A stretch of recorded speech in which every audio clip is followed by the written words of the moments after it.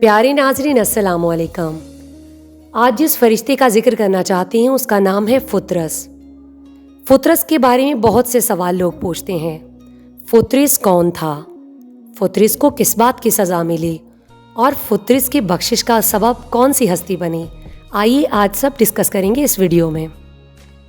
جب امام حسین علیہ السلام دنیا میں تشریف لائے، خداوند متعال نے جبریل علیہ السلام کو حکم دیا کہ 1000 فرشتوں کے ساتھ رسول خدا صلی اللہ علیہ وآلہ وسلم کو مبارکباد کہنے کے لیے جائیں۔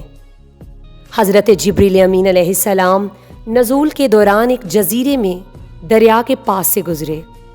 وہاں ایک فرشتہ فطرس سے ملاقات ہوئی۔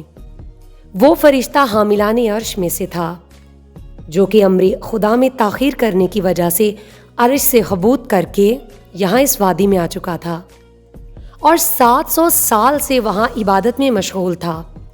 فطرس نے پوچھا، کہاں جا رہے ہیں؟ کہا، خدا نے پیغمبر اکرم صلی اللہ علیہ وآلہ وسلم کو ایک نعمت عطا کی ہے اور مجھے مبارکباد دینے کے لیے بھیجا ہے۔ فطرس نے پوچھا، مجھے بھی ساتھ لے جاؤ، شاید حضرت میرے حق میں دعا کریں اور خدا مجھے معاف کر دے۔ اب جبریل امین علیہ السلام اس کو اپنے ساتھ حضور اکرم صلی اللہ علیہ وآلہ وسلم کے پاس لے آئے، خدا کی طرف سے تہنیت و تبریک کہی اور پھر فرشتہ فطرس کے واقعے کا ذکر کیا۔ حضور اکرم صلی اللہ علیہ وآلہ وسلم نے فرمایا، خود کو اس مولود امام حسین علیہ السلام سے مس کر لو اور اپنے مقام پر واپس چلے جاؤ۔ فطرس نے جب ایسا ہی کیا تو خدا نے اس کو معاف کر دیا۔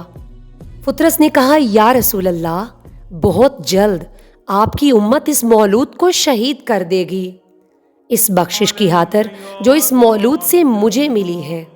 جو بھی اس کی زیارت کرے گا میں اس کی زیارت امام حسین تک پہنچاؤں گا، جو ان پر سلام کرے گا میں اس کا سلام پہنچاؤں گا، اور جو بھی ان پر صلوات پڑھے گا میں وہ صلوات ان تک پہنچاؤں گا۔